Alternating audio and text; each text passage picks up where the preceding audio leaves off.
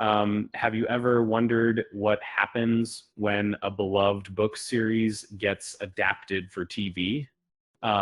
It's always fascinating to see how creative minds shape and reshape storytelling to keep us on the edge of our seats.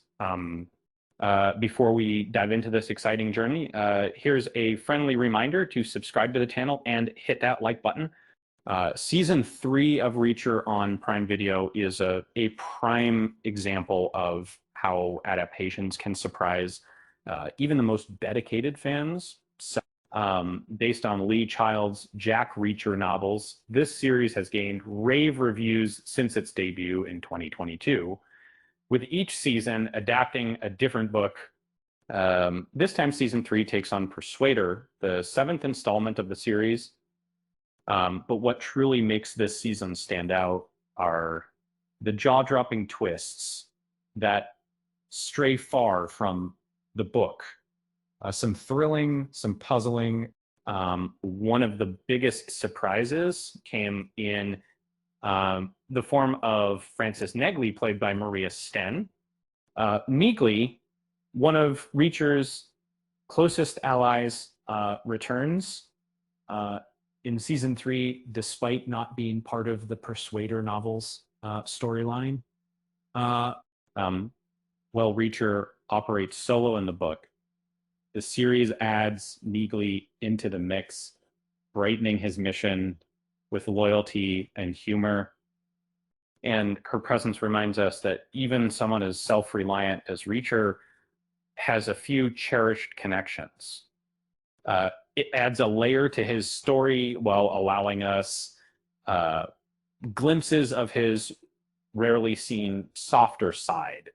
Fans of the books may debate this choice.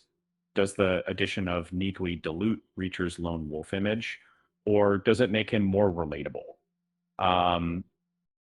Regardless, her sharp wit and reliable backup certainly made the season more engaging, and Zachary Beck's fate took another unexpected turn, and the character as they saw it again. In the book, Beck's story ends ambiguously. He is arrested, leaving readers to wonder about his future, but the show takes a clear stance, dropping a bombshell by killing Beck off.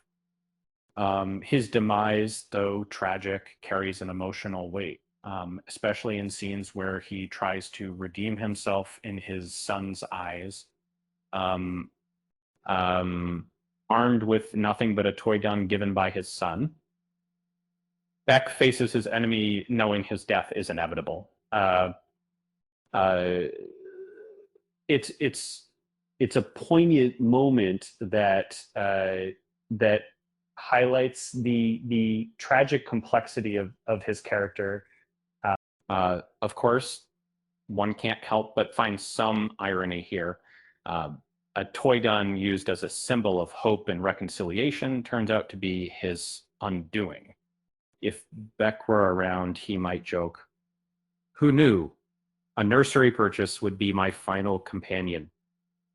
And then there's Polly, Beck's muscle-bound enforcer, who undergoes noticeable changes from the book to the show.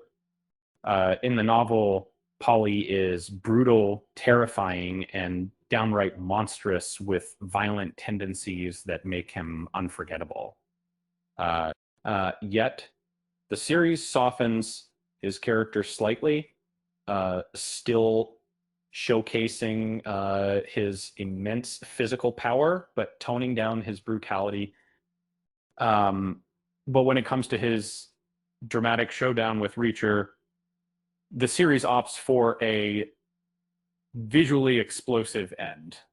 And quite literally, Reacher manipulates a machine gun, leading to Polly's demise in a fiery sequence that's sure to satisfy action buffs.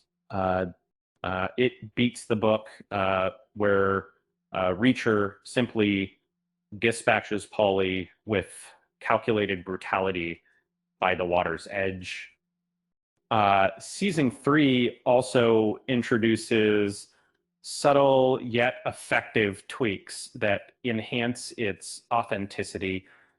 Um, for example, Reacher swaps out his email device for an old school phone tucked into his boot, reinforcing his rugged, practical persona. And don't even get me started on the subplot with Duffy's team apprehending Beck's bodyguard, a detour that brings fresh intrigue to the plot. That the creative liberties taken by the show may not please every book purist, but they undeniably add layers and expand the narrative, from character reimaginations to bold decisions and storytelling. Season 3 successfully carves its own path while staying true to the essence of Reacher. It's one thrill ride you wouldn't want to miss. With that said, thanks for watching, and until next time, it is the not a sometime.